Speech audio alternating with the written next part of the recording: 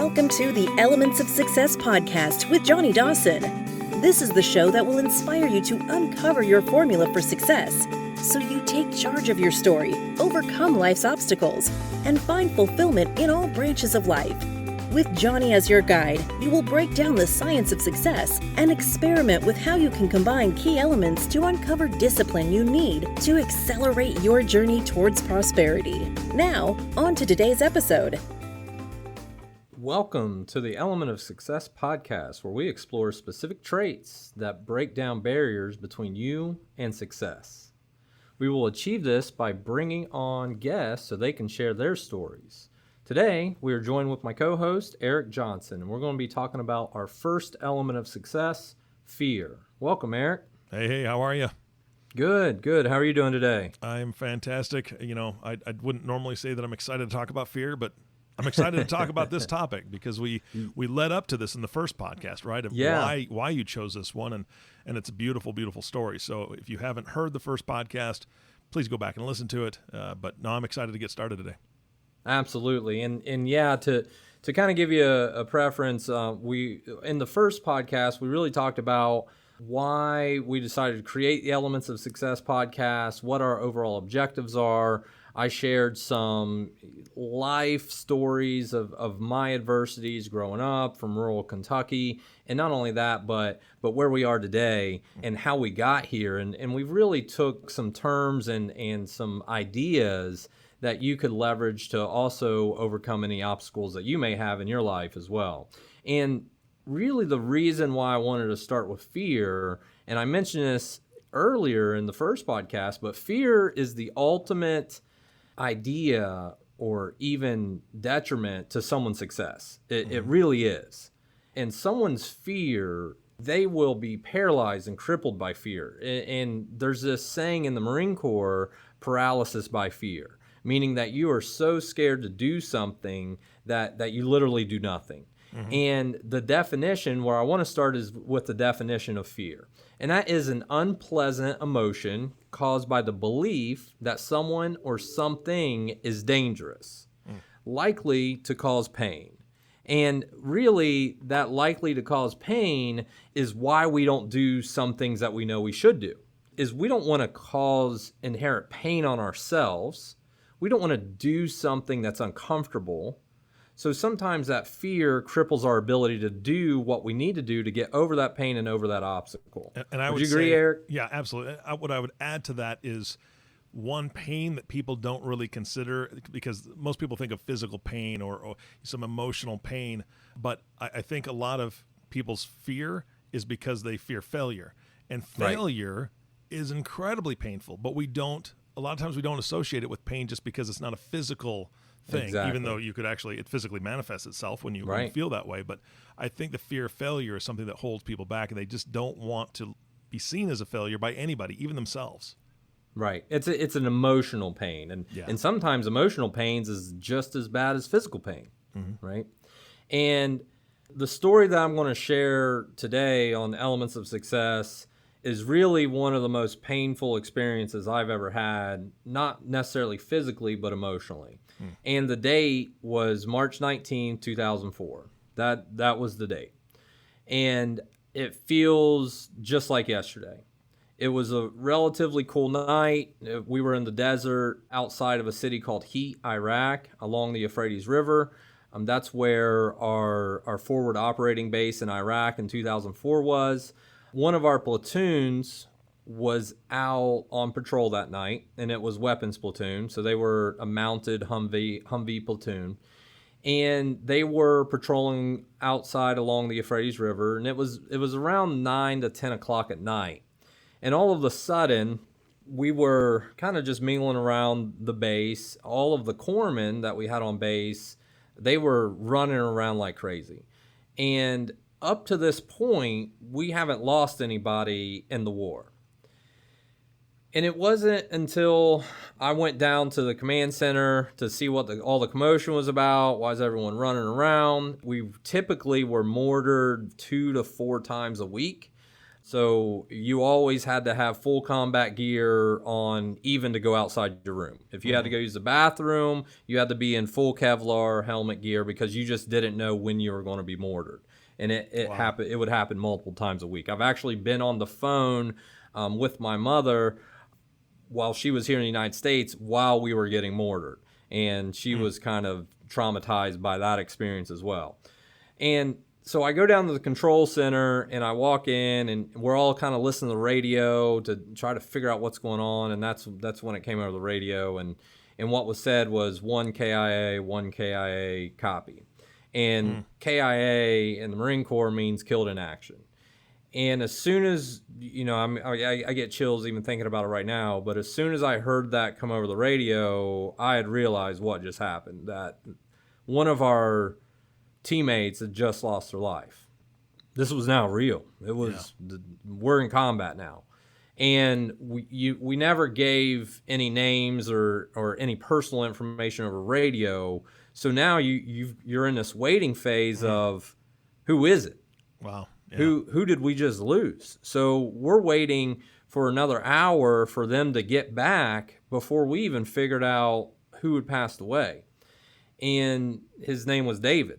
And I was actually knew him not significantly well, because he was a little older than I was, but him and I had multiple talks, conversations. We trained together, we've lifted together, we worked out together, and we literally had a conversation that morning about him calling home. And it was really emotionally stressful.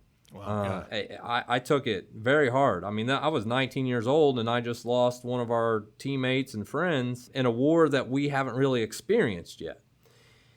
So when they brought off, I waited until the platoon got back, as we all did. And when they brought back the body bag and pulled it off the Humvee, that hit me hard. It hit all of us hard. And I remember praying with our guys. I remember crying with them, and we all felt a sense of gut check time, right? This is the Marine Corps. This is what we signed up for, and we've just experienced our first loss. So I went upstairs. We all lived in a squad bay, so it was basically a big room with multiple bunk beds and things of that nature. And I remember walking in and kind of having that, they call it 1,000-yard stare or whatever, where you're just kind of staring off in blank space, and a lot of thoughts are going through your head, a lot of emotions. And I sat down on an MRE box. And I looked down, and I saw this index card just sitting on the floor, a blank index card. And we typically would use index cards to write orders or different mission objectives, and then we would laminate them and keep them in our flak jacket, etc., to pull it out. So if you needed to call a medevac, you would write OSMIAC, which is the abbreviation for what the medevac needs to get there to your location and to kind of have an idea of the situation and the medical situation. So we would write all of our acronyms down on an index card. Well, someone must have dropped this index card on the floor. So I pick up the index card and I just stared at it for probably 5 to 10 minutes. I just stared at this index card, thinking. And I took a pen off of my flak jacket and I literally wrote at the top of the index card, I wrote fear. That's all. I wrote fear in capital letters on top of the index card. And I started thinking, what am I afraid of right now in this time of adversity, which is probably one of the greatest adverse times that we had faced as a unit at that point? What am I feeling? And what am I afraid of? The number one thing I was afraid of, obviously, was death. I'm like, man, if my buddy who's 20 can die, I can die too. So my number one fear at that point was death. My second fear was letting my men down. I was meritoriously promoted as soon as we got to Iraq, and then I became the youngest team leader to lead a combat team in Iraq at that time at 18 years old. So I had guys on my team that had been in the Marine Corps longer than I have, but I'm basically in charge of their life and was kind of their leader. Wow. And that was the second fear, was letting my men down. The third fear was letting myself down. The third fear was, and I think we all go through this, to where we are afraid of not doing what we know we're supposed to do and what we're capable of. Mm-hmm. I think that can be a fear. That I know I'm supposed to be doing these things right now, but I'm not. And because I'm not, I'm afraid I'm going to fail, right? And I think that alludes to the point you made earlier of the fear of failure being a very emotional fear that a lot of people have today. Yeah. So after I wrote down my 3 fears, I flipped the index card over and I wrote down why at the top of the index card. Why am I doing this? Why am I here? Why did I sign up for the Marine Corps at 17 years old? That was the realization of, what did you get yourself into, right? And my 3 whys, so I wrote down 3 whys. And my 3 whys on that index card was for freedom first. Remember, 9/11's really what kind of promoted me to join the Marine Corps. And freedom back then was a big topic of discussion. We felt that our freedoms were infringed upon. We felt that we were attacked. And freedom for me was the number one reason why I signed up for the Marine Corps. And that was my why. The second thing was for my family. I had a lot of people. I didn't have children at the time. I didn't have a girlfriend or a wife or anything. But my family that lived here, I didn't want them to ever go through what I'm going through right now, which is war. And that's why I'm here, and that's why I've signed up for the Marine Corps. And then the last one is for my country. So those were my 3 whys: for my freedom, for my family, and for my country. Which, being 19 and a Marine, that's pretty cliche, right? I mean, that's right, Eric? I mean, you would expect a Lance Corporal in the Marine Corps to write those down of why I'm here. Yeah. And I did. But this is how I leveraged my fear versus my why. Is I kept that index card, and I still have it today, actually. I kept that index card inside of my flak jacket. And before I went on any mission, I would pull the index card out. And I would commit that I can only say yes to one side of this card. You cannot say yes to your fear on a regular basis and still achieve your why. It is impossible. You can't. Yeah, you're right. So I would check my mentality before, even when I went into the gym. At this point, I'm like, I've got to train so hard and train my men so hard that none of us die, because that was my ultimate fear. And so when I went to the gym, I was trying to train harder than I could ever imagine, because I needed to say yes to my why instead of my fear. And not only that, but when we trained as a unit, I would make them train as equally as hard. And what it created was this synergy that we were all starting to say yes to our why far more than what we were saying yes to our fear. We were not going to let our fears cripple us in making decisions and being the most elite fighting force in the world at our jobs. And it just wasn't going to happen. So as I continue to go down this path of fear versus why, one of the things that we started to do, kind of a story looking back on now, like we were really silly for doing this, but maybe at the time we were geniuses. So I came up with this idea for our whole squad. So anytime our squad patrolled, we did something different than everyone else. And this index card was kind of what led me to do this. All right. So anytime we patrolled and we stopped, we would make it a point to stop in a market or stop where multiple people were and dismount from our Humvees. Now, you got to remember, in 2004 in Iraq, we didn't even have doors on our Humvees.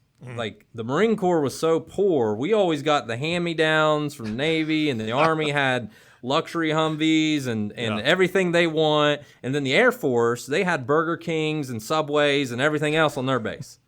We didn't even have doors. So we were literally zip tying Kevlar blankets to our Humvees just to have some sort of extra protection. So we had to make our presence known in the areas we were patrolling that, look, we may drive around without any doors. I know you think we're crazy, but you don't want to mess with us. And that's what the persona was that we wanted to create. So when we trained, I had our guys start dismounting from the Humvee and sprinting at least 25, 30 yards out and sliding into or diving into a defensive position and screaming set at the top of their lungs. And when we did this out of just no reason, all of the local community started paying attention, like, who in the heck are these guys? Yeah. And not only that, we took it a step further, is we would either wear face paint, which you can see one of the pictures right up here, I'm wearing face paint in the middle of the desert. So do you really need face paint camouflage in the middle of the desert? Probably not. Or we would wear something that covers our face. Every one of us, you couldn't see our face. And what we did is we flipped the fear factor. Yeah. We took what we were afraid of and we put that fear into the enemy.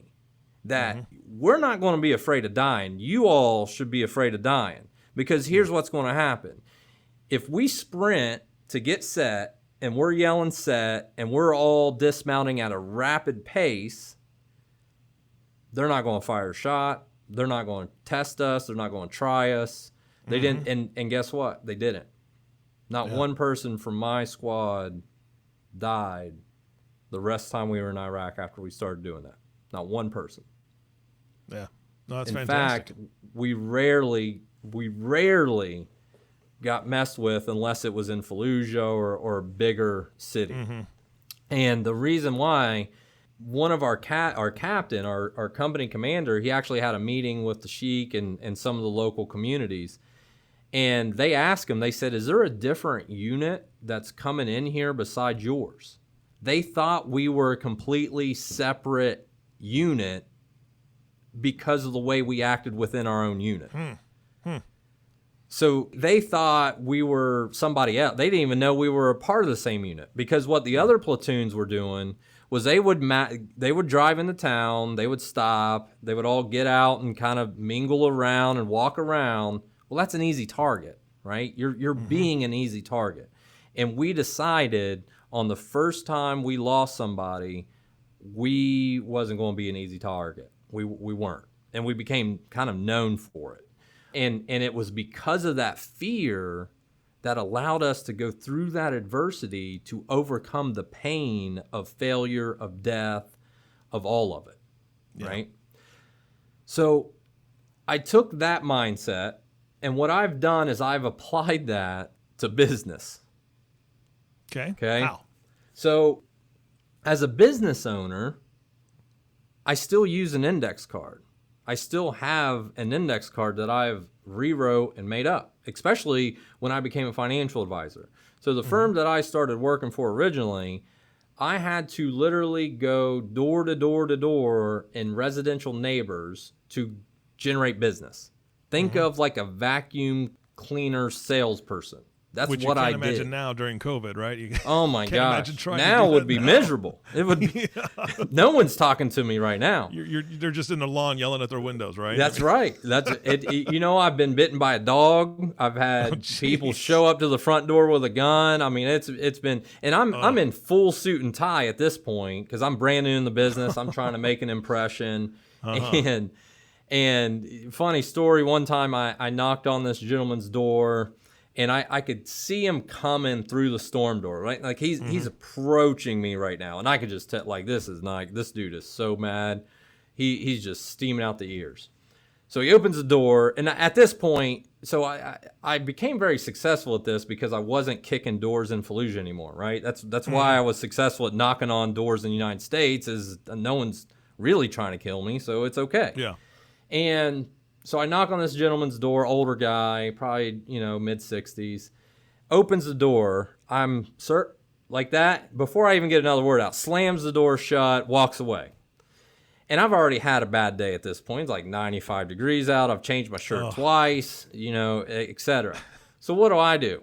I get off the porch. I walk around to the guy's back door. Oh, wow. And I knock on his back door. and is a single foyer hallway. So now I can see him coming to the back door. And he swings open the door, and before he even opens a word into the conversation, I said, whoa, sir. I felt like we got off on the wrong foot out front. Figured if I come back here, it's a new opportunity. I just wanted to introduce myself to you. Still a client today. Oh my gosh, seriously? So That's fantastic. he laughed just like you laughed. He laughed and he's like, okay, if you've got that much perseverance, what do you have to say? And I just had fun with it sometimes. Some days you just got to have fun with it. But that fear, going and knocking on someone's door at their home and saying, hey, I'm a business owner, I'm a local financial advisor, do you have any questions about wealth management, things like that? That is a real fear. Like I was like, man, I do not want to do this. I don't want to do this. So what I did was I went back to my war days and I created a new index card. So all right. I wrote down my 3 fears. And my 3 fears in that moment, sitting in my car in the middle of a neighborhood in Ohio, was letting my family down. That was my number one fear, was letting my family down. Because let me back up a little bit. My degree from Ohio State was in criminology, terrorism, and Arabic. Nothing to do with finance, right? I worked for the United States Secret Service in 2011. I had the privilege and the honor of protecting President Obama, Michelle, Paul Ryan, and Governor Romney, because in 2011, Ohio was a pretty heavy battleground state, so someone was flying in every 2 weeks. So I had the honor of protecting them and picking President Obama up from Air Force One and all that fun stuff. I eventually was hired by the FBI to be on the hostage rescue team, which in fact was my dream job. That was the job that I've always been striving for. However, my wife and I have 4 boys. When we had our 8-year-old, that's how long I know I've been in this business, 8 years. When he was born, I had an epiphany that I don't want to go into federal law enforcement. Nothing against federal law enforcement. I just felt like it was going to be a lot like the military all over again, and I was afraid of what that would do to my family. Not anything career-related. I wanted to coach my son's sports, and I wanted to have the freedom to do whatever I felt like doing. And so I called my financial advisor, my mentor, and I said, I want to do what you do. How do I do that? And he gave me a list of firms to go interview for. I did, and they basically said, go out and build your own business, etc. So fast forward, here I am sitting in my car, don't want to do it, it's 9 degrees out, full suit and tie, and I'm writing on this index card. Again, 10 years later, just like I was in Iraq. So the 3 fears that I had written down was letting my family down was number 1. I was terrified. Here I have switched careers from a guarantee with the FBI to basically have to build a business by knocking on people's doors. That was a big fear. My second was rejection. I was probably getting rejected 100 times a day, at least 100 times a day, if not more. And then my third was failure. I was afraid that I made this lateral move, jumped into a career, and I was going to fail hard at it. Because let's face it, getting someone to let a 25, 26-year-old Marine grunt manage their money with 0 experience is a big deal. Yeah. And I was terrified I was going to fail at that. Terrified. I was crippled by that fear. Crippled. So, again, wrote my fear on the top. And I think this lesson doesn't just apply to financial advisors. Eric, I think this lesson applies to anyone that is trying to better themselves. You could be in athletics, sales, ministry, podcasting, YouTube content. You could take what I'm telling you right now and apply it to any of those. Yes. So those fears, letting my family down, rejection, failure, I think those are real fears we all have at some point in our life. Yeah. But what were my whys? And that was more important than my fears. So on the back of that card, I wrote down helping others accomplish their life goals. That was kind of why I was doing this. I've always had a heart for helping others, which is why we've made this podcast, is to help you, help other people. Yep. My second was, from the first podcast, you probably got a good idea of my upbringing. My second why still is, to give my wife and my children the life that I never experienced. Mm-hmm. That's why I do what I do. Yeah. The third why, which I recently accomplished, is buying my mom a house. Wow. That was my third why. Wow. That's amazing. So when I started this career, that I looked at that index card every single day. My wife knew that if she were to send my suit jackets to the dry cleaner, the index card better not be in the suit jacket because I need it, right? Yeah. Yeah. And my mom sacrificed more than a lot of mothers have sacrificed throughout their life. I mean, she took us from a father figure who was a drug dealer and a violent person and moved us to Ohio. She was a single mom. She deserves the world. And she's never owned anything. She's lived in apartments. She's lived in mobile homes. I've lived in the same. And I just wanted to get somewhere in life where I can say, Mom, you've got your own place. Yeah. And we just accomplished that 2 months ago. And That's that was awesome. probably one of the most prideful days I've ever had was doing that. With that, every day when I was knocking on doors, I would pull that index card out of my suit jacket. And I would ask myself, just like I did in Iraq, which one are you going to say yes to today? Your fear or your why? Are you moving the needle closer to giving the children the life you've never had? Or are you moving the needle closer to failure?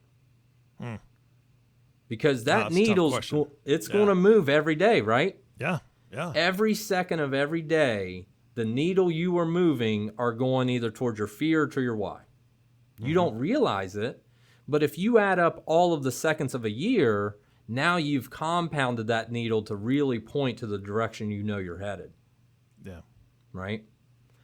And my why was so compelling to me that it caused emotional distress that I was able to conquer all those fears. And every single day, you're holding, I would encourage you, if you're listening, write down your fears and your why on an index card and just put it somewhere where you can see it. It may be on your bathroom mirror. It may be in your suit pocket or your coat pocket or in your car. But pull it out and ask yourself, am I moving closer to my why or am I moving closer to my fear? Because that should be the only motivation you ever need. It should be able to fit in your hand. Right? And going with that mindset, it led to the success that we've seen now with owning businesses and things that I would never imagine. If you would ask me 10 years ago, Johnny, do you see yourself being featured in magazines and top 40 most prestigious people in Columbus under 40? And blah, I'd say, you're crazy. I'd say, no, I'm going to the FBI. I'm not. What are you talking about? But it was little things like that index card that really helps create synergy for someone's success. Yeah. And I truly believe that no matter where you are right now, it doesn't matter where your life journey's at. It doesn't matter if things have not gone your way. Everyone is going through into a storm, either during a storm or they're coming out of a storm. Yep. And my wife and I, we're going to talk about this on our next episode, Eric, but today's July 24th when we're actually recording this, so it's going to be a few weeks before it's out. But my wife is having brain surgery August 26th. 32 years old, mother of 4 boys, getting ready to have brain surgery in a month. Wow. And I look at that index card every day saying, you know what, we're getting ready to, my fear right now is that not going the way we want it to go? I mean, honest to God, that's a fear. Yeah. But my why has to be strength for her and encouragement for her. So if life isn't going your way right now, that's okay. You've got to go through that pain and adversity to grow to where you should be. And I hope this element of fear encourages you to get over whatever that fear may be. If something is preventing you from really, truly reaching success, write it down and make it a goal to just start. This podcast was one of those fears for me. I didn't want to do it. I was afraid of it. I was afraid, are people going to make fun of my accent? Are they going to say I have no business talking about success? I'm not a Gary Vee. I'm not a, Cardone. I'm not that. But I can promise you that I'm inching that needle closer every day. Yeah. I can promise you that. And I encourage you to also inch that needle closer every day. Yeah, Eric, absolutely. It's always a pleasure having you on, and I'm excited to bring these guests on. It's going to be a good time. Me too. And I thank you for so much. First of all, for starting the podcast, right? But being vulnerable enough to tell that story and share the information about your personal journey and your wife and your kids. I think the audience is going to learn so much from you and then learn so much about you just through these first few podcasts, this process. There's a genuineness about you that I think everybody's going to be able to see. So I'm excited to be a part of it. Thank you so much for bringing me along for the ride. Yeah, it's going to be fun. It is. I'm excited as well. And to our listeners, we really want to thank you for listening to Elements of Success. If you've not subscribed to the podcast or to the YouTube channel, please do so now. You'll stay informed of every time we upload a new video or a new podcast. You can also we'll add the links to all of our social media platforms. So be sure to follow us, comment, reach out, give words of encouragement. I think there's enough of social media breakdown and opinions, and let's encourage each other, right? Let's try to build each other up. So again, thank you. This is Johnny Dawson reminding you that as you look at your elements of success, you're not alone, and we'll talk to you again soon. Thank you for listening to the Elements of Success podcast. If you have not subscribed to the podcast, please click the subscribe button below. If you know anyone who would benefit from listening to this podcast, click the share button.